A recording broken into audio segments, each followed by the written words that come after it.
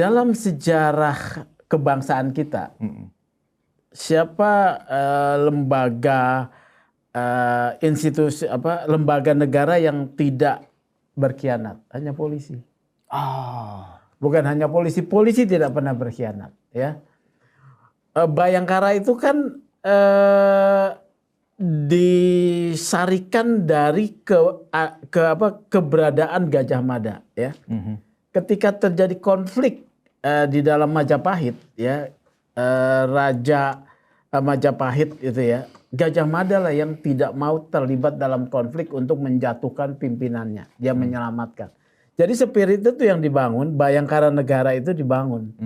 Jadi dari konflik tahun 60 mulai Indonesia merdeka sampai hari ini polisi nggak pernah menjadi bagian yang menjadi problem kenegaraan dalam arti berkhianat. Polisi terhadap pelaku kejahatan dibunuh nggak? Enggak kan? Enggak. Dalam sistem peradilan dia harus diproses sesuai dengan perbuatannya. Ya. Bahkan hak-haknya dilindungi.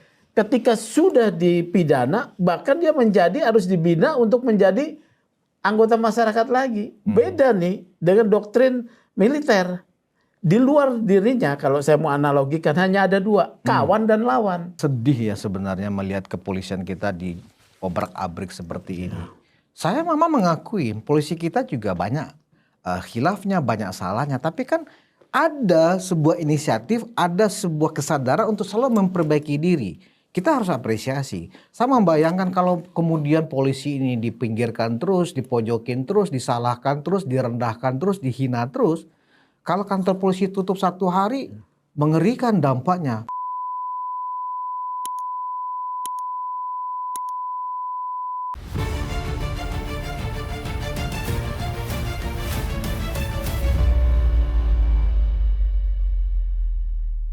Hai penonton Ruang Konsensus Untaking Indonesia dimanapun Anda berada. Assalamualaikum warahmatullahi wabarakatuh.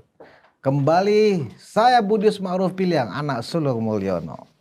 Termul. Disinilah kandang termul. Kita kuatkan barisan bersama Ruang Konsensus. Termul seluruh dunia, bukan lagi Indonesia. Seluruh dunia bersatulah termul. Termuliakan ya, kita orang-orang termuliakan. Baik. Di akhir tahun kembali saya masih concern masalah penegakan hukum, masalah kepastian hukum. Karena ini harus kita diskusikan benar-benar secara jernih. Kalau enggak, nasib Republik kita di tahun besok, 2026, seminggu lagi, ya, itu akan menjadi, ya kan, bisa aja nanti kalau kepastian hukum ini enggak kita tegakkan, akan menyasar ke diri kita. Nah, perjalanan 2025 kepolisian benar-benar diobrak-abrik oleh apa yang disebut sentimen demokrasi yang salah kaprah. Terakhir, ya, dari sekian banyak ya kasus-kasus yang kemudian menyudutkan kepolisian kita adalah terbitnya Perpol 10 tahun 2025 yang kemudian juga menuai kontroversi. Ya, padahal yang dilakukan oleh Kapolri Jenderal Polisi Listio Sigit justru adalah bentuk tafsir dari keputusan MK 114. Ya, justru kemudian ya Kapolri mengambil inisiatif dengan risiko tentunya mengamankan institusinya agar jangan kemudian putusan MK itu ditafsirkan yang lain. Kemudian menuai polemik.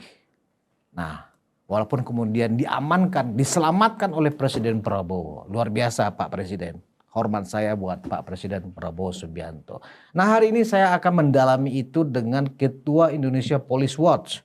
Ya, sebagai orang yang selama ini kritis kepada kepolisian tapi juga objektif kepada kepolisian. Pak Sugeng Teguh Santoso. Siap, luar biasa Pak Sugeng, terima kasih Pak Sugeng. Ya, hadir kembali. Salam. Salam termul. Iya, termulia ya. Termuliakan. Iya. Ya, Pak Sugeng, saya termasuk orang yang bersedih ya sebenarnya melihat kepolisian kita di obrak-abrik seperti ini. Saya memang mengakui polisi kita juga banyak khilafnya, banyak salahnya, tapi kan ada sebuah inisiatif, ada sebuah kesadaran untuk selalu memperbaiki diri. kita harus apresiasi. Sama bayangkan kalau kemudian polisi ini dipinggirkan terus, dipojokin terus, disalahkan terus, direndahkan terus, dihina terus. Kalau kantor polisi tutup 1 hari, mengerikan dampaknya, Pak Sugeng. Nah, saya akan secara spesifik ingin meminta tanggapan Pak Sugeng dulu sebelum kita membahas tentang Perpol 10 2025. Pandangan IPW penegakan hukum kita, ya, kekisruhan yang kemudian sempat Polri Agustus 2025 Pak Sugeng sempat anjlok tingkat kepercayaan publiknya. Tetapi November kemarin ya naik lagi menjadi 76,2%. Dan itu yang melakukan survei adalah Litbang Kompas, ya kan? Nah, apa yang Pak Sugeng cermati selama tahun 2025 ini ketika Polri sepertinya gamang dalam menyesuaikan diri dengan alam demokrasi yang salah kaprah ini? Ngeri ya. Ngeri. Jadi saya bilang ya polisi itu memang selalu jadi sorotan ya. Itu konsekuensi institusi polisi. Tetapi tahun 2025 ini polisi dalam posisi ngeri-ngeri sedap. Ngeri-ngeri sedap, Bang Budi. Saya lebih banyak ngeliat ngerinya Pak daripada sedapnya. Sedapnya tadi 76. 76,2%. Harus selalu optimis dong ya kan. Di dalam situasi ngeri harus kita selalu optimis. Ada sedapnya ya, oke. Jadi sebagai pengamat kepolisian ya, dalam sejarah kebangsaan kita, siapa lembaga institusi lembaga negara yang tidak berkhianat? Hanya polisi. Bukan hanya polisi, polisi tidak pernah berkhianat ya. Bayangkara itu kan disarikan dari keberadaan Gajah Mada ya. Ketika terjadi konflik di dalam Majapahit ya, Raja Majapahit itu ya, Gajah Mada lah yang tidak mau terlibat dalam konflik untuk menjatuhkan pimpinannya. Dia menyelamatkan. Jadi spirit itu yang dibangun, Bayangkara Negara itu dibangun. Jadi dari konflik tahun 60 mulai Indonesia merdeka sampai hari ini polisi nggak pernah menjadi bagian yang menjadi problem kenegaraan dalam arti berkhianat ya. Kita tidak bicarakan yang lain lah, tapi polisi tidak. Tetapi juga dia menjadi institusi yang selalu disoroti ya. Disoroti bahkan dengan tendensi negatif. Kenapa? Karena memang anggota polisi 430.000 lebih pasti ada saja ya yang melakukan pelanggaran. Tapi itu kan tidak bisa dibilang sebagai institusi. Harus dibilang sebagai person. Oleh karena itu saya selalu bertahan itu sebagai oknum ya, oke. Nah, kayak saya katakan 2025 ini ngeri-ngeri sedap ya. Saya mencatat ya ada 4 peristiwa atau momen yang menjadi ujian buat Polri.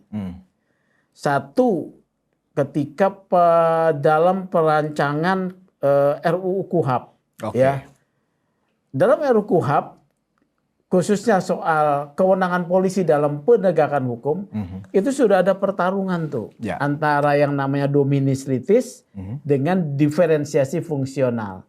Diferensiasi fungsional adalah satu kewenangan penyidikan ada di polisi, penuntutan ada di kejaksaan. Tapi kemudian terjadi pertarungan di dalam KUHAP, itu KUHAP yang lama ya. Diferensiasi fungsional. Di dalam KUHAP baru ada ide bahwa yang diutamakan menganut konsep negara barat itu dominis litis. Di mana yang disebut penyidikan itu adalah di tangan jaksa, polisi hanya pembantu. Nah, ya. Jadi 2 nih pertarungannya, kok dominis litis dengan diferensiasi fungsional. Lolos, Polri lolos. Akhirnya KUHAP menyatakan kewenangan penyidikan, penyelidikan, tindak pidana umum itu kewenangannya polisi. Dan penyidik lain misalnya PPNS ada, tindak pidana korupsi sesuai undang-undangnya. Cuman tindak pidana umum ya polisi ya. Itu lolos kemarin ya. Kemudian kedua peristiwa Agustus. Wah itu ngeri-ngeri sedap. Kalau polisi ini tidak lolos kemarin, terjebak dalam kasus Afan, kemudian diserang kantor-kantornya, kemudian juga DPRD diserang, polisi menembak, ada korban jatuh karena mati ditembak polisi, pelanggaran HAM. Di situ polisi juga lolos, ya, polisi lolos. Kemudian imbas dari sana ada lagi cerita ketiga, diuji lagi dengan namanya Komisi Percepatan Reformasi, ya. Ini ujian yang sedang. Ini ujian juga ya? Udah ujian juga. Ya, kenapa Pak Sugeng menganggap KRP ini juga adalah ujian? Sudah banyak yang bilang polisi mau ditaruh di bawah kementerian. Dikotak-kotakin ya, nanti BRIMOB ya itu di bawah apa itu? Di bawah kalau misalnya satpol beberapa ini apa namanya, misalnya narkoba di bawah BNN ya, dibagi-bagi itu. Kemudian lantas ya di bawah Departemen Perhubungan. Kan ada yang bicara begitu ya. Kemudian yang kedua, institusional polisi mau ditaruh di bawah kementerian. Ini sedang proses ujian nih ya. Ujian yang belum ketahuan seperti apa ya. Yang keempat kemudian soal putusan MK ya. Kita menghormati MK sebagai lembaga yang independen memutus terkait dengan penjelasan pasal 28 ayat 3 tentang frasa atau dengan penugasan dari Kapolri ya. Ini yang kemudian menjadi isu sangat ramai saat ini, yaitu Perpol. Tapi saya lihat ini lolos nih ya. Lolosnya kenapa? Ternyata Presiden mengambil alih tanggung jawab. Ya, itu yang tadi dikatakan. Tetapi kalau kita mau dalami, Perpol itu memang adalah kesimpulan yang saya buat.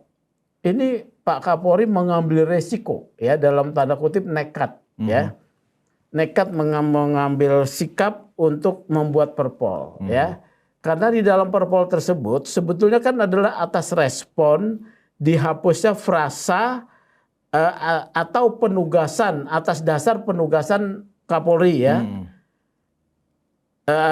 Perpol tersebut. Tetapi memang di dalam Perpol tidak disinggung soal putusan MK, harusnya diberi kecukupan. Makanya diserang dia. Artinya dalam pertimbangan yang ada di Perpol itu memang nggak disebutkan bahwa ini tafsir dari putusan MK 114. Harusnya dicantumkan ya. Ini yang kelewat menurut saya. Ya, kelupaan. Iya, kelupaan. Nah, disinilah yang menurut saya kemudian banyak yang mengkritik ya. Banyak yang mengkritik sebagai pembangkangan, tidak taat konstitusi, tidak taat pada kepastian hukum. Tapi saya sebagai seorang pengamat kepolisian memandang bahwa, kesimpulan saya ya, Kapolri sebagai pimpinan institusi ya harus segera mengambil tindakan cepat ya, tuntas ya, kemudian beresiko tentu dengan penerbitan Perpol. Karena apa? Jadi saya membuat analisis yang namanya VUCA itu ya. VUCA itu volatility, itu gejolak ya, adanya gejolak ya. Volatility ya. Ya, volatility itu gejolak. Tentu dengan adanya putusan MK itu menimbulkan gejolak bagaimana nasib 4.000 orang yang berada di luar institusi ya. Karena putusan tersebut, mereka harus pensiun atau kemudian mundur dari institusi yang di luar ya. Ini gejolak nasib mereka. Ketidakpastian. Kalau mereka katakan 50% kembali ke kepolisian, ini timbul ketidakpastian sekaligus gejolak. Kan ini sudah tidak ada jabatan lagi. Ini sudah diisi. Ini terjadi mungkin saling intip, timbul masalah baru. Ya, 2.000 orang katakanlah dari 4.000 mengincar jabatan yang udah diduduki oleh temannya. Kan urusannya cekat-cekot Kapolri juga. Ya. Yang ketiga, ini ada yang namanya kompleksitasnya tinggi. Tadi saya bilang. VUCA, itu C ya, bukan K ya. Kompleksitasnya ya. Nah, yang paling kemudian menjadi jelas dari sisi aspek hukum adanya absurditas di dalam politik hukum. Absurditas. Iya, dalam politik hukum ya. Apa itu ya? Kita tahu ya, hasil reformasi 98 itu mengembalikan tentara ke barak satu ya. Kemudian reformasi 98 memutuskan bahwa polisi keluar dari ABRI. Karena dia adalah institusi sipil. Berdasarkan TAP MPR, kemudian juga Undang-Undang Nomor 2 Tahun 2002, ya, polisi kemudian dipisahkan. Dia ada di bawah presiden, ya. Nah, kondisi ini menetapkan waktu itu bahwa jabatan sipil itu haram diisi oleh institusi militer. Tetapi sekarang, ya, yang haram itu sudah yang kalau dulu itu dinyatakan haram sekarang sudah dihalalkan dengan Undang-Undang Nomor 3 Tahun 2025 Pasal 47 Ayat 1 itu jabatan militer orang-orang TNI bisa memasuki di jabatan militer 14 kementerian. Jadi ya bukan sudah yang tadinya haram ini sudah halal. Pertanyaannya kok kenapa justru polisi yang sipil dilarang menduduki jabatan sipil di luar kementerian. Nah ini absurd nih. Ini adalah politik hukum. Politik hukum itu dibentuk oleh pemerintah dalam hal ini presiden bersama DPR kan. Melalui pembentukan Undang-Undang Nomor 3 Tahun 2005 perubahan Undang-Undang TNI pada pasal 47. Kalau politik hukumnya yang dulu haram sekarang menjadi halal, kenapa polisi yang sipil tidak boleh menduduki jabatan sipil? Nah inilah kondisi ini. Jadi menurut saya tindakan Pak Kapolri ya itu sebetulnya bukan dia harusnya mengambil peran, harusnya presiden. Tetapi karena itu terjadi di institusinya, dia mengambil keputusan nih, siap dicaci maki saya lihat ya. Akhirnya diambil keputusan Perpol. Tidak ada rotan, akar pun jadilah. Ya kan begitu? Iya. Karena perlu pegang rotan tidak ada, akar pun jadi. Yang penting selamat. Selamat anggota itulah. Dan kemudian diselamatkan juga oleh Presiden Prabowo. Kemudian perkembangannya polemik. Akhirnya benar kan pendapat saya bahwa politik hukum itu tanggung jawabnya presiden. Betul. Presiden yang harus mengambil alih tanggung jawab ini. Dan itu sudah dilakukan oleh Presiden Prabowo PP, kan ya, begitu. Rencananya ya. Akan menerbitkan Perpol itu akan diterbitkan dalam bentuk PP ya. Dalam bentuk peraturan pemerintah. Ya. Rujukannya Undang-Undang ASN kalau saya lihat ya. Rujukannya Undang-Undang ASN ya. Undang-Undang ASN rujukannya walaupun juga dikritik oleh beberapa itu tata negara ya, tapi kita serahkan lah. Sebetulnya paling tepat itu Perpu. Ya. Perpu atas Undang-Undang Nomor 2 Tahun 2002 ya. Gitu loh ya. Jadi pandangan baru dari Pak Sugeng, Perpu yang lebih strategis dan lebih tepat lagi adalah Perpu dibanding peraturan pemerintah. Betul, Perpu ya. Jadi apa kelebihan Perpu dibanding PP, Pak Sugeng? Dia kekuatannya setara dengan undang-undang. Kalau ya. PP di bawah undang-undang. Kalau PP di bawah undang-undang ya. Bahkan dia tidak bersentuhan PP ini dengan undang-undang Polri karena tidak ada rujukannya. Justru ke ASN. Undang-undang ASN tuh ya tentang penjelasan tentang pasal dalam undang-undang itu tentang ASN itu adalah termasuk Polri. Iya, ya betul, kan? betul. Nah, terkait dengan absurd tadi itu bahwa memang ada absurditas dalam politik hukum. Dalam politik hukum karena memang reformasi Polri dari zaman ketika terpisah dari TNI, ya kan?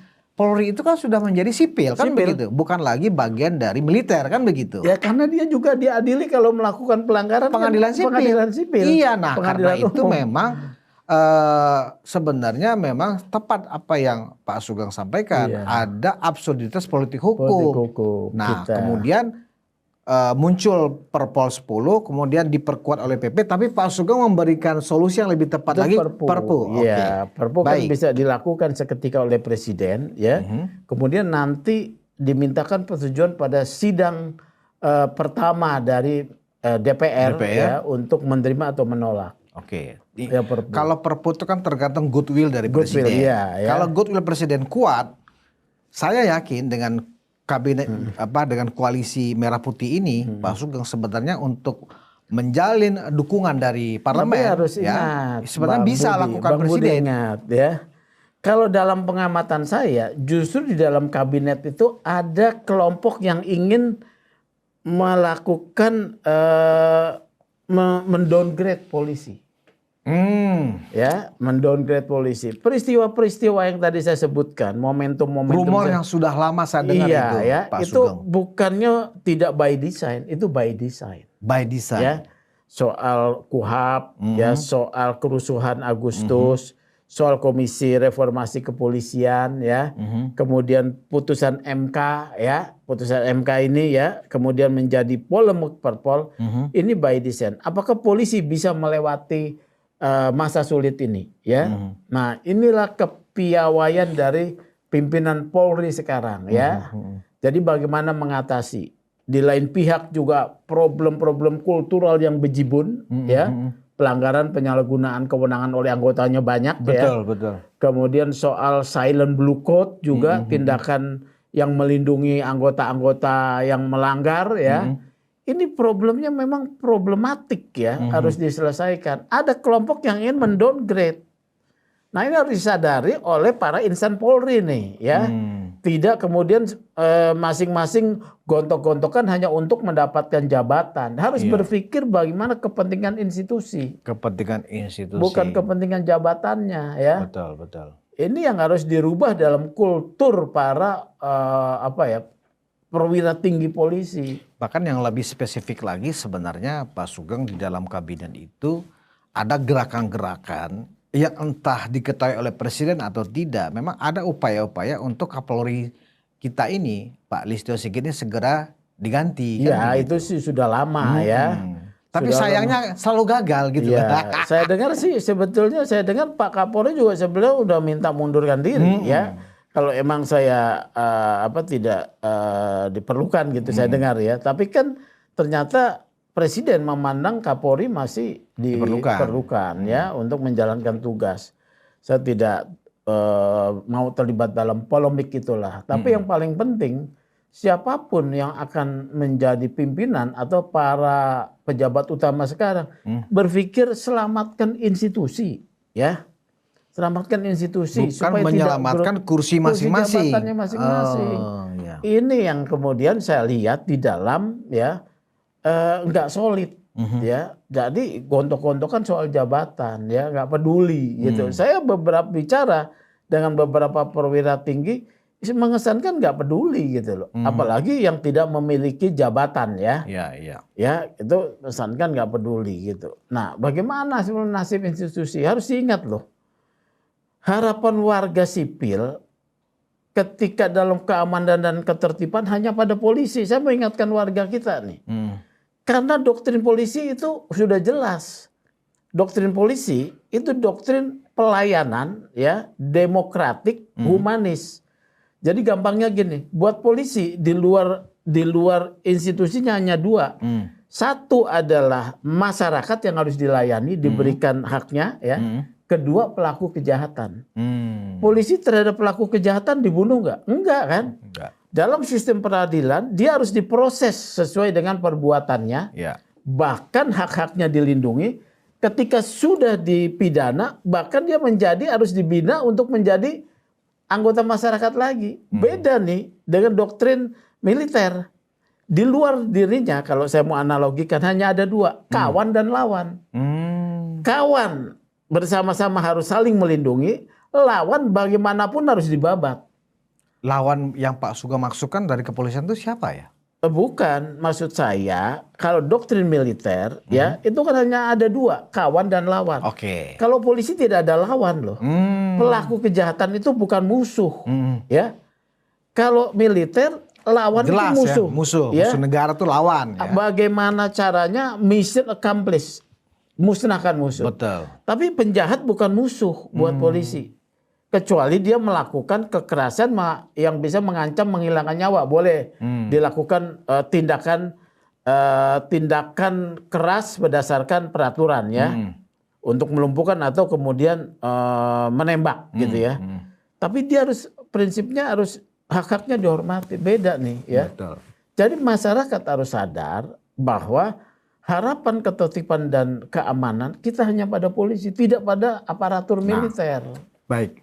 Gitu, kalau ya. tadi Pak Sugeng membuat hanya 4 peristiwa selama tahun 2025 yang kemudian mendegradasi institusi Polri, kalau saya mungkin ada tambahan Pak Sugeng. Apa tuh? Kasus bagaimana Polri tidak cepat menuntaskan tudingan atau polemik ijazah palsu Pak Jokowi. Kenapa saya bilang itu sebuah bagian dari masalah Polri, bagian yang kelima, ya kan? Kenapa? Ini ujian juga ya. Ini ujian juga maksud saya. Kenapa? Karena dari peristiwa ini Itu kalau bukan kasus biasa saja, Bang. betul. Bahkan kasus pemalsuan itu kan kasus Biasa receh aja, lah. iya, kasus yang tidak pidana umum Nah, sebetulnya. kemudian terkesan saat ini karena politiknya terlalu tinggi, ya, polisi menjadi korban Pak Sugeng. Pertama dari sisi orang yang sudah menjadi tersangka, dihinakan, direndahkan, Tetap ya, udah jadi dicaci. tersangka tetap juga mencaci maki masih ya. berani mencaci, Itu kalau dalam merendahkan. konsep pidana itu namanya perbuatan berlanjut. Nah, Pasal 64. ini yang kami itu keluhkan pemberatan tuh. sebagai masyarakat sipil Pak Sugeng. Oh. Kita heran ya sebagai masyarakat Polisi sipil. tidak menuntaskan. Kenapa polisi berdiam diri ketika sedang menjalankan tugas dihina oleh orang yang punya dugaan ya, punya bukti ya kan melanggar hukum. Saya nggak setuju dengan Bang Budi ya. Iya. Polisi dihinakan juga iya saya lihat ya. Tapi polisi itu memang terlatih, Bang. Terlatih Artinya untuk, boleh dong mereka melakukan perendahan, penghinaan, bukan tidak boleh, menghasut itu kembali masyarakat, kepada membenci moral kepada ya. polisi. Kepada moral dan polisinya ya. Polisi itu memang dilatih untuk siap menerima hinaan. Oh, begitu. Bahkan putusan Mahkamah Konstitusi ya terkait dengan pasal penghinaan terhadap kelembagaan kan dihapus. Sebelum itu dihapus, Polri itu sudah biasa dihina dan tidak pernah orang yang menghina institusi polisi dipidana. Ini saya alami saya sendiri, Jadi Bang. karena kebal hukum menghina ke institusi itu makanya Roy Suryo, Rismon, Tifa dia nyerang. bebas menyerang institusi Polri. Betul. Itulah demokrasi kita yang kebablasan. Pertanyaan saya, Pak Sugeng, secara moral, Jadi kita apakah aturan itu mendidik masyarakat atau tidak? tidak ya.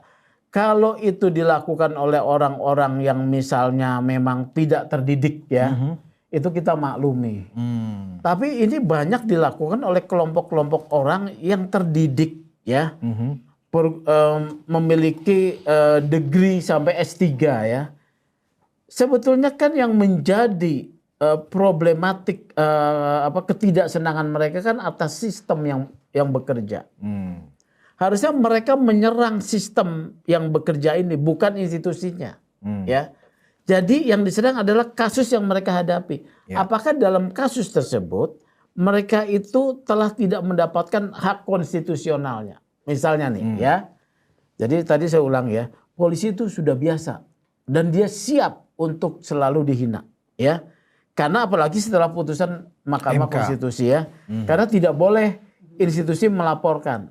Ini adalah prinsip dalam negara demokrasi, ya. Oke, jabatan itu ketika diserang dia tidak boleh melaporkan yang menyerangnya. Termasuk juga pejabat publik. Iya, ya jabatannya.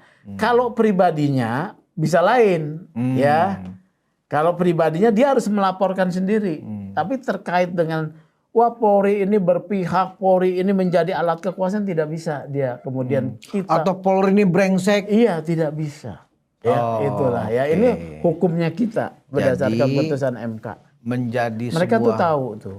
pemahaman bagi publik, Pak Sugeng, ketika para lakon-lakon ini ya kan yang hampir 10 bulan menghiasi ruang publik ya kan, menghina kepolisian ya kan, itu memang mereka sadar betul bahwa apapun hinaan yang mereka lakukan kepada institusi Polri, mereka kebal dari situ. Hukum itu melindungi Jadi, mereka. Ini memang kecerdasan mereka memanfaatkan hukum untuk menghina kepolisian. Tapi justru untuk di sana propaganda. juga, iya, di sana juga ada selain propaganda ya, menunjukkan kerendahan moral ya. Kalau kita sudah tahu katakanlah polisi ini tidak profesional, dia serang adalah mekanisme metode kerja polisi harusnya ya. Karena mereka kan jadi tersangka nih yang 3 orang ini ya. Misalnya seperti ini ya. Yang salah satu yang kemarin saya tahu forum gelar perkara khusus. Ya. Ini saya mau bedah sedikit ya. Kan Tifa mendegradasi polisi seakan-akan polisi dalam gelar perkara khusus ini menjadi alatnya Pak Jokowi. Iya. Menurut Pak Jokowi itu keliru besar. Bentuk loyalitas. Iya, ya kan katanya begitu, istilahnya kepada ya. Pak Jokowi. Iya. Saya nggak paham. Terusnya ada istilah dia beyond thinking. Nanti Iya, saya iya. mau bahas nih ya. Iya. Pertama, Menarik forum ini. gelar perkara khusus adalah satu forum sebagai bentuk transparansi polisi ya untuk bisa diuji kerja penyidikannya itu profesional atau tidak. Iya. Ya. Nah, forum itu hanya bisa dibuka pertama atas pihak yang menyampaikan keberatan atas kerja penyidik. Nah, dalam kasusnya Tifa, Roy dan Rismond ya. Tifa, Roy dan Rismond ini Roy Suryo mengakui bahwa mereka yang meminta, Betul. tapi Tifa mendinai. Padahal mereka satu paket itu. Artinya Tifa ini sifatnya sudah deny ya. Atau memang kelompok ini nggak kompak. Gitu ya. Tifa tidak tahu, Roy yang meminta. Tapi ini kan tim pembelanya satu paket. Itu satu ya. Jadi dia bilang bahwa itu kan loyalitas loh. Orang Anda yang meminta kok. Itu satu ya. Kemudian ada istilah beyond thinking. Saya nggak ngerti ya disebut beyond thinking. Itu mungkin kemampuan berpikir di atas rata-rata. Tapi itu urusan dia lah. Tetapi yang namanya di dalam hukum yang ada beyond reasonable doubt. Beyond reasonable doubt ya. Berdasarkan keyakinan yang tak terbantahkan. Dalam hukum, hakim untuk memutuskan seorang bersalah berdasarkan tidak boleh berdasarkan keraguan atau berdasarkan keyakinan yang tak terbantahkan. Jadi tidak ada boleh sedikit pun keraguan. Sistem yang namanya beyond reasonable doubt ini diambil dari sistem hukum Amerika, ya. Di mana kalau ada juri 12 orang, ini harus bulat menghukum seorang terdakwa itu guilty. Ada satu atau dua menyatakan not guilty, juri ini dibatalkan, diulang sidangnya. Nah, kalau kita mau menggunakan mengabsorb di dalam sistem hukum kita, itu berdasarkan alat bukti yang kuat. Berdasarkan putusan MK, seseorang bisa dijadikan tersangka berdasarkan dua alat bukti. Kemudian berdasarkan KUHP, hakim untuk menjatuhkan terdakwa dinyatakan bersalah berdasarkan dua alat bukti yang menimbulkan keyakinan hakim. Jadi tiga nih. Yang menimbulkan keyakinan hakim. Ya. Maka proses yang di polisi ini adalah satu rangkaian dari tindakan penyidik untuk menyokong ya pembuktian sampai kepada tidak ada keraguan sedikit pun bahwa tersangka ini bersalah.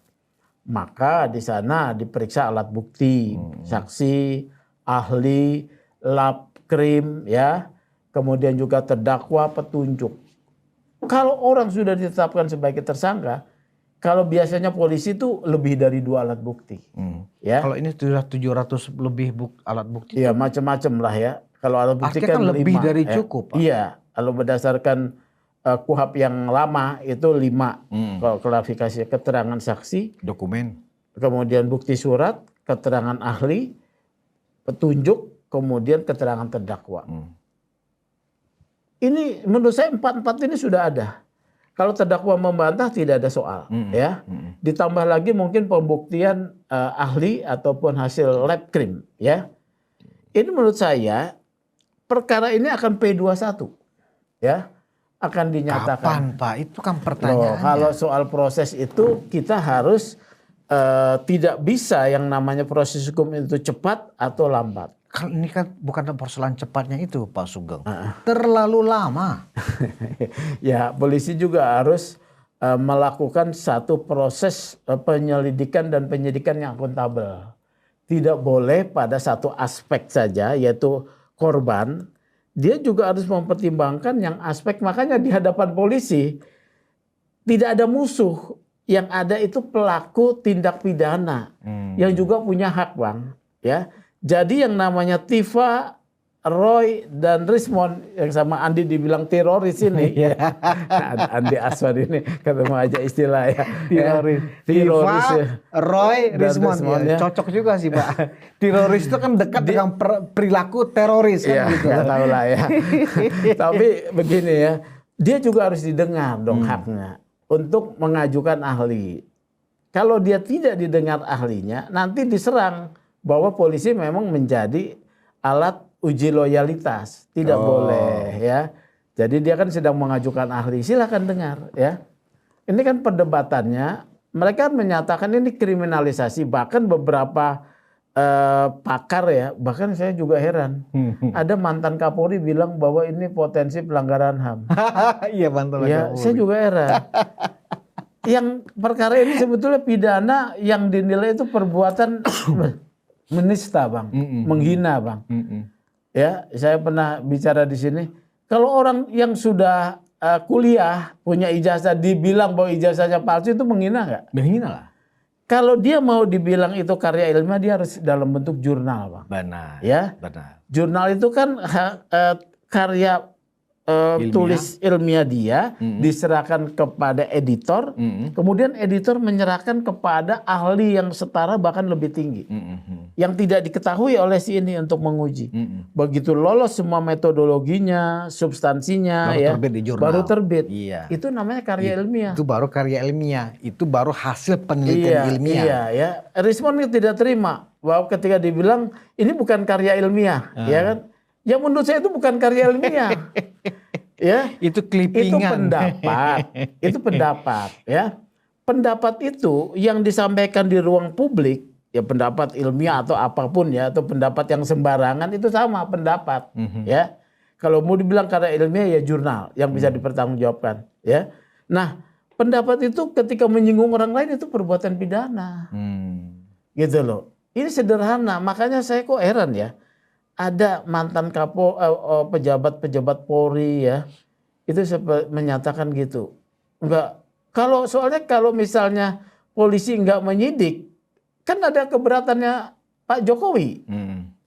Di polisi berarti enggak menjalankan hak melindungi hak konstitusi seseorang. Nah inilah problem. Pendapat Wakapolri itu udah kebolak-balik.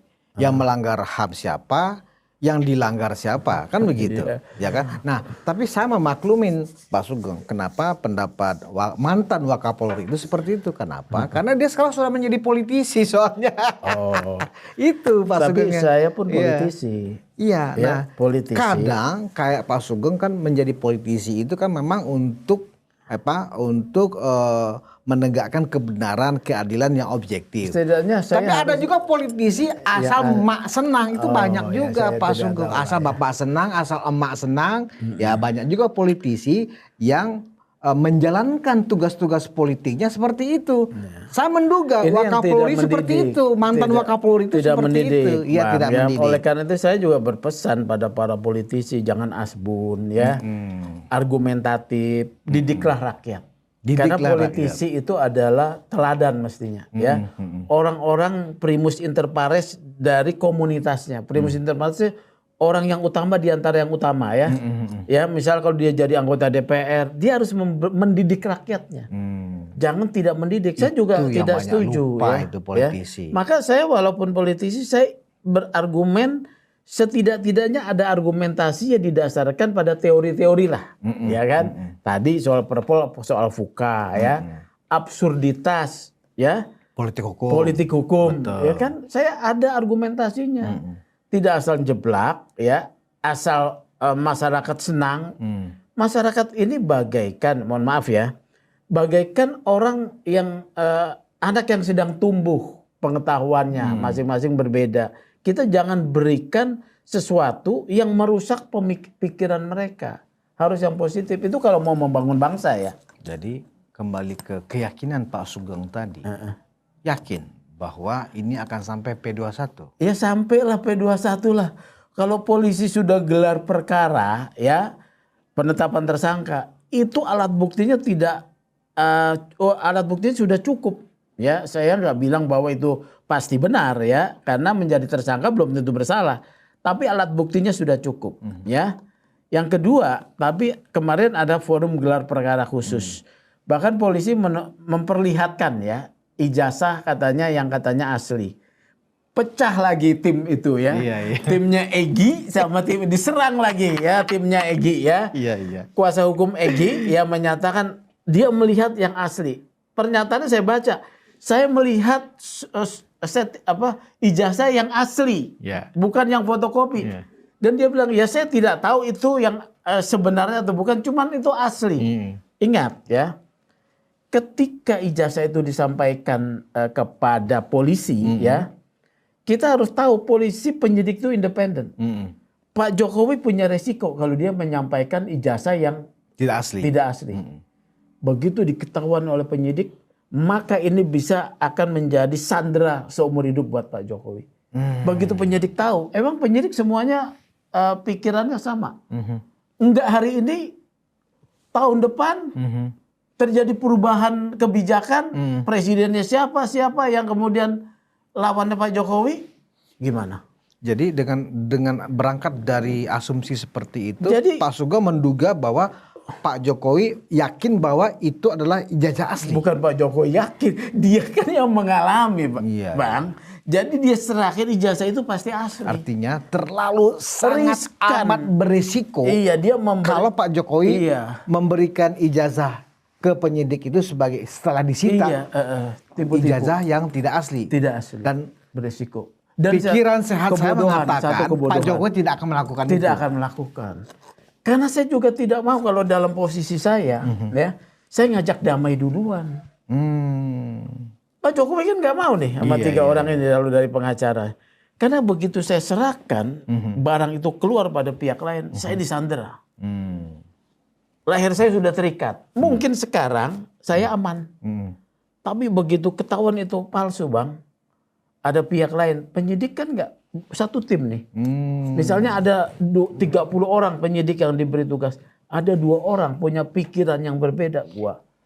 Berarti sebenarnya Pak Jokowi sadar ya ini juga beresiko ya? Beresiko dong. Wah, jangan merasa karena dia mantan presiden atau presiden ke-7. Tapi kenapa Pak Jokowi terlihat santai-santai aja? Karena dia benar.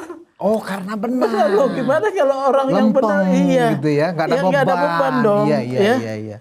Ini yang harus dianalisis secara wajar ya, tidak dengan konspiratif. Kalau Tifa kan konspiratif. Ya, cara pola pikirnya. Oh, itu ujian wajah atas. Ini orang nggak ngerti soal hukum gelar perkara, ya ngomong gitu ya. Saya tanya indikatornya apa nggak bisa dia jelasin? Ya, bisa dijelaskan. Ya, malah ngeles kemana-mana. Ngeles kemana-mana ya. Jadi sebetulnya dia sudah terjebak dengan pernyataannya sendiri ya. Saya juga baru ketemu Ibu Tifa di sana sekali. Saya tidak menyangka bahwa seorang yang intelektual ya begitu bencinya pada seorang lain. Padahal dia nggak pernah urusan. Atau pernah punya urusan kali. Organisasinya dibubarkan atau gimana? Ya setahu saya Tifa itu masih bagian dari ex-HTI. Masih anggota. 2016 sama kayak Kosinudin ya kan gitu loh. Dan memang saat ini berdasarkan percakapan saya dengan Habib Syakor Ali ya kan, seorang ulama yang memang sejak dari dulu memang memberantas ya Islam kanan seperti HTI ini. Dan menurut informasi yang saya terima dari Habib Syakor Ali, memang mereka ini terus melakukan kerja-kerja intelijen secara undercover di masyarakat. Ya memang HTI yang saya tahu dan FPI ya, itu kan secara resmi itu dinyatakan tidak boleh beroperasi lagi ya. Secara organisasi doang, tapi secara ideologi secara tujuan, secara misi mereka bergerak terus. Ideologi itu nggak bisa dihilangkan. Benar. Ya. Dan bahkan begini Pak Sugeng, ini gawat sebenarnya kondisinya.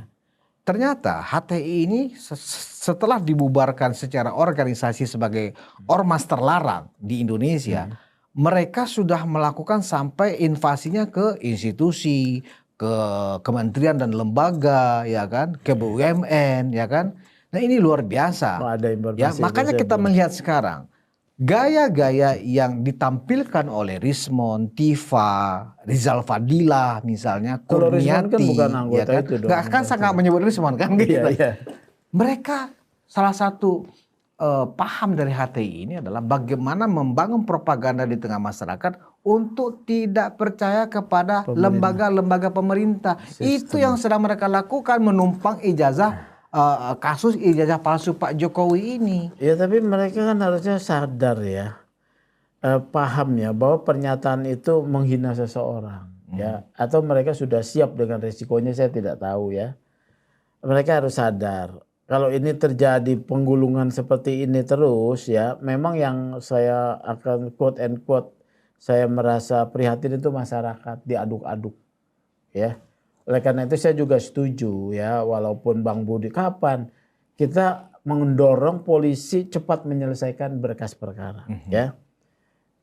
Limpahkan kepada kejaksaan untuk memeriksa lengkap atau tidak. Kalau belum lengkap kembalikan, dilengkapi sampai P21.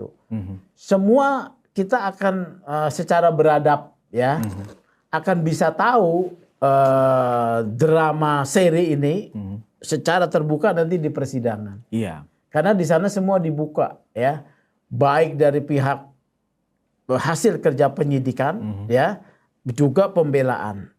Apakah benar itu karya ilmiah atau bukan? Itu juga di pengadilan nanti dipertimbangkan. Gitu. Kalau menurut saya itu tidak bisa dinilai sebagai karya ilmiah. Itu pendapat iya, ya. Pendapat berdasarkan basis keilmuan mereka iya. Tetapi sebagai karya ilmiah kan harus diuji oleh pihak lain, ya, yang independen. Nah, mereka ini kan mendesak Pak Sugeng, ya, 8 orang ini kan mendesak, khususnya 3 orang ya. Iya. Di klaster 2 ini mendesak agar pada saat persidangan nanti Pak Jokowi benar-benar hadir. Mereka akan langsung tanya ke Pak Jokowi katanya. Dalam sistem hukum ya, kalau memang Pak Jokowi tidak hadir karena sudah ada kuasa hukumnya, itu akan menjadi gorengan lagi nggak sih Pak Sugeng? Kuasa hukum tidak bisa mewakili Pak Jokowi memberikan kesaksian dalam sistem hukum pidana, ya. Sama seperti di dalam yang namanya tindak pidana delik aduan, penghinaan ini kan delik aduan absolut ya.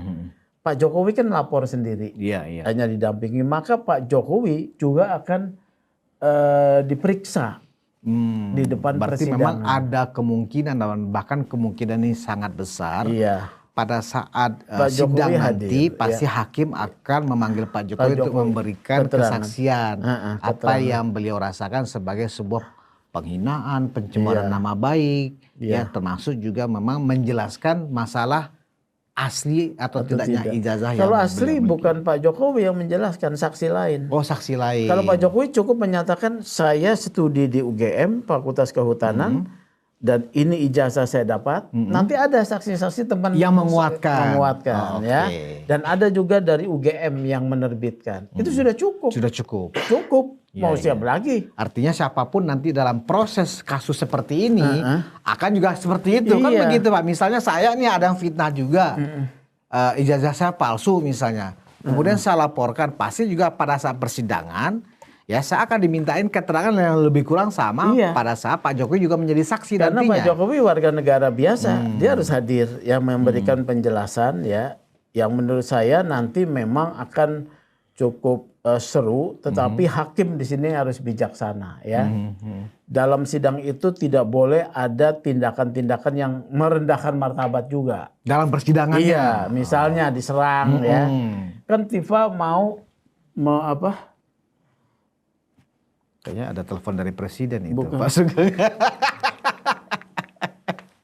Biasanya kalau begitu ada yang penting tuh biasanya kalau nggak dari presiden, kalau nggak dari wakil presiden itu. Iya. Iya, memang ini seru juga ya kan. Iya, jadi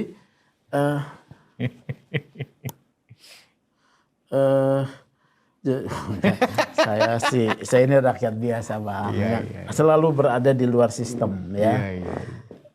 Tapi bagaimana kita memberikanlah selama-lamanya peran kita, memberikan pencerdasan lah kepada masyarakat. Nah, Pak Jokowi itu warga negara biasa sekarang, dia akan diperlakukan sama, ya, dia akan hadir, dia harus hadir, ya. Kemudian yang tidak, ini kan akan di cross eksaminasi nih. Nah, disinilah akan banyak problem ya. Nanti kan kata Dokter Tifa, saya akan hadirkan ahli yang akan menilai behavior ya. Loh, ini sedang tidak menyidangkan behaviornya Pak Jokowi. Ini sedang menyidangkan perkara yang namanya penghinaan. Di mana mereka terdakwanya. Mereka sedang diperiksa. Ya Pak Jokowi hadir, Pak Jokowi menjelaskan saya korban. Udah itu aja. Kalau nanti jawaban Pak Jokowi, ekspresi Pak Jokowi pada saat memberikan kesaksian, menjawab pertanyaan-pertanyaan majelis hakim, itu kemudian dinilai oleh Tifa dalam bentuk perilaku, apakah itu bohong atau tidak, itu ada kewenangan hakim untuk mengatakan Anda tidak boleh bicara. Ada kewenangan itu ya. Hakim. Di sana bukan sedang mengadili Pak Jokowi ya. Jadi Tifa menghadirkan pelaku behavior ya.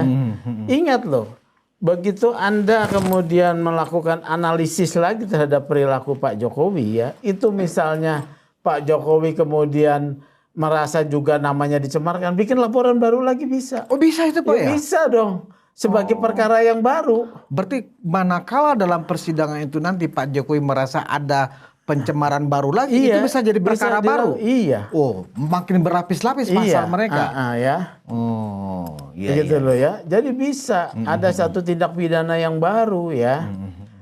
Makanya saya melihat ya. Tapi apa iya majelis hakim seluas itu memberikan ruang gerak untuk terjadinya? Iya kan bisa aja liar. Kan? Orang di majelis di dalam persidangan. Kan? Orang itu liar bisa. Ya. Oleh karena itu kan hakim akan tegas, harus tegas mengeluarkan, ya. Kalau perlu bahkan sidang dengan telekonferensi. Karena ada potensi seperti itu. Ini ada potensi loh, bahwa pada saat pemeriksaan Pak Jokowi, ya bisa dilakukan pemeriksaan tidak melalui tidak disidang gitu, karena bisa potensi ya dilakukan melalui telekonferensi ya. Walaupun itu akan ditentang ya oleh pihak-pihak ya. Tergantung mereka lah ya. Oleh karena itu ya. Bukankah itu makin memperberat hukumannya? Ya itu soal pertimbangan hakim. Saya mau mengingatkan para pengacara ya. Pengacara itu tidak boleh masuk kepada ideologi daripada kliennya. Ya, terlibat secara ideologi. Walaupun dia punya ideologi yang sama, dia tidak boleh kemudian mewakili ideologi kliennya. Dia harus tetap profesional. Yang kedua, dia harus menjaga jarak dengan problem pribadi kliennya. Ini tugas pengacara. Kan nanti yang melakukan cross eksaminasi salah satunya adalah pengacara, ya. Kemudian juga terdakwa diberi hak untuk bertanya, ya, untuk bertanya, gitu ya. Tetapi pertanyaan yang relevan, ya. Misalnya benarkah, misalnya Tifa tanya, Bapak kuliah tahun berapa? Teman-teman Bapak siapa? Misalnya dia mau menguji ya, boleh. Boleh itu ya? Boleh. Kemudian waktu itu Bapak di ruangan mana? Boleh. Karena itu masih relevan. Wah, itu agak-agak bahaya juga itu Pak Sugeng. Masih relevan. Jadi dibolehkan terdakwa itu bertanya? Boleh, iya boleh. Dibolehkan tapi dibatasi? Enggak. Atau enggak dibatasi oleh majelis hakim nanti? Ada ya, makanya di sini penting buat korban juga mempersiapkan diri, ya. Mempersiapkan diri. Saya yakin Pak Jokowi mampu menjawab itu, ya. Jadi sejauh mana? Kalau pertanyaannya memang tidak relevan dan dia tidak tahu, dia bilang saya tidak tahu. Ini nanti hakim mengatakan itu tidak relevan, gitu ya. Ini kan soal masa studi kuliah sama kemudian ijazah. Tapi juga harus diingat, ingatan manusia kan bisa terbatas. Kalau Tifa kan seperti optik, mata itu optik lo apa? Saya aja masa yang saya ingat 3 tahun lalu aja sudah lupa. Iya. Ya mungkin masuk saya ini mungkin pelupa ya. Tetapi jangankan masa 25 tahun yang lalu, ya, masa 3 tahun aja saya lupa. Kalau pada saat persidangan itu para terdakwa ini mencecar Pak Jokowi dengan pertanyaan-pertanyaannya, misalnya Bapak kan mengaku pembimbingnya Pak Kasmujo misalnya, ya kan? Ternyata bukan Pak Kasmujo. Kemudian diudak-adik tuh nalar Pak Jokowi kemudian dibikin bingung. Nah kalau Pak Jokowi ternyata jawabannya saya tidak tahu, apakah itu semakin dihajar lagi oleh mereka, itu dibolehkan Begini, oleh majelis hakim, Pak bisa Sugeng? saja ingatan seseorang kan bisa lupa, ya. Setelah kemudian dia tahu, oh ternyata Pak Lasmujo itu tetap dosen kan, tapi bukan pembimbing ya. Betul. Ya tinggal dikoreksi. Ya saya waktu itu kan lupa. Udah 25 tahun yang lalu, ya, atau 30 tahun yang lalu. Nah biasanya di dalam talkshow si Roy Panji kan selalu bilang, bohong, kan begitu, Pak Sugeng. Bohong, ya Pak Jokowi itu ketahuan tuh bohong, kan begitu. Boleh nggak sih Pak Sugeng di dalam persidangan ya seorang terdakwa mengklaim melakukan judgement yang sifatnya prejudice seperti itu kepada boleh. saksi? Hakim akan menertibkan, ya. Dia boleh memasukkan itu di kesimpulan nanti. Kemudian tertulis silakan tuangkan apa saja, ya, ya. Nanti atau di luar persidangan, ya. Memang ini pertarungan yang memang menjadi ramai ini, ya. Waduh, ngeri juga, ngeri. Ngeri sedap. Jadi ngerinya jadi 4 ini kalau persidangan itu mau digelar. Tapi kan akhirnya pada vonis, ya. Problemnya pada vonis. Kan pada hal yang sederhana aja, itu ijazahnya palsu atau tidak. Kalau ijazahnya asli, mereka divonis, ya. Tapi di sidang itu kan tidak bisa membuktikan ijazah itu palsu.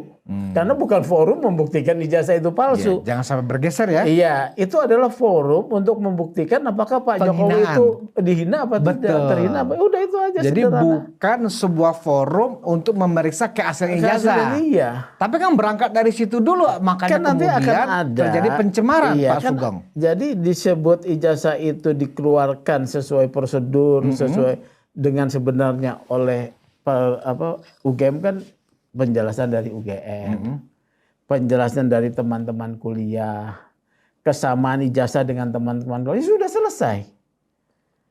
Apalagi? Harusnya Dia kan minta nih uji forensik oleh institusi yang independen, ya.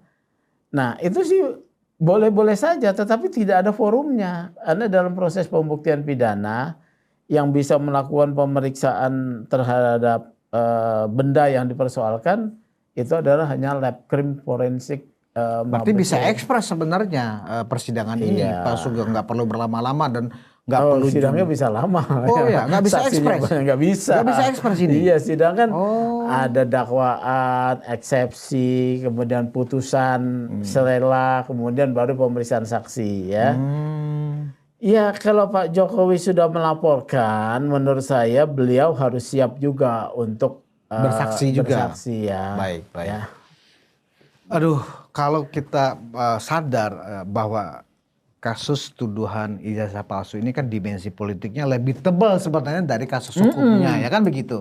Nah, artinya begini Pak Sugeng, yang saya pikirkan adalah bahwa mereka berhasil menggiring Pak Jokowi dalam persidangan untuk kemudian mendowngrade, ya, Pak Jokowi seorang mantan presiden 2 periode pilihan rakyat ada di bangku persidangan sebagai saksi pelapor. Itu luar biasa. Itu akan terjadi, ya.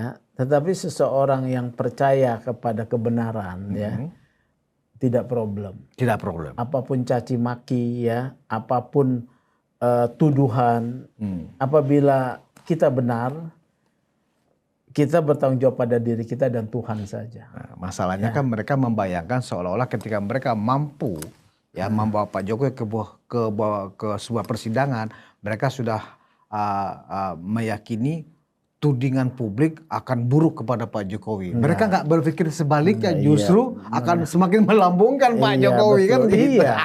Masyarakat juga punya yang common sense, ya. Ya. Kalau nanti putusannya mereka dinyatakan bersalah, divonis, sudah selesai.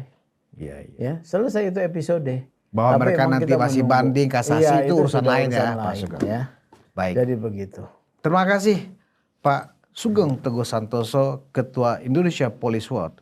Dari kita bicara tentang refleksi kepolisian selama tahun 2025 sampai kita memang nggak bisa lepas dari bagaimana perkembangan kasus ijazah palsu.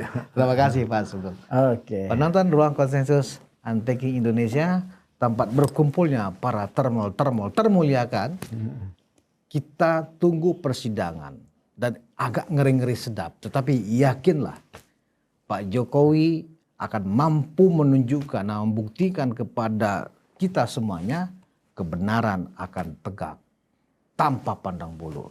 Rosario dan kawan-kawan akan menyesal seumur hidup. Terima kasih atas perhatian Anda. Kita bertemu di ruang konsensus berikutnya. Wassalamualaikum warahmatullahi wabarakatuh.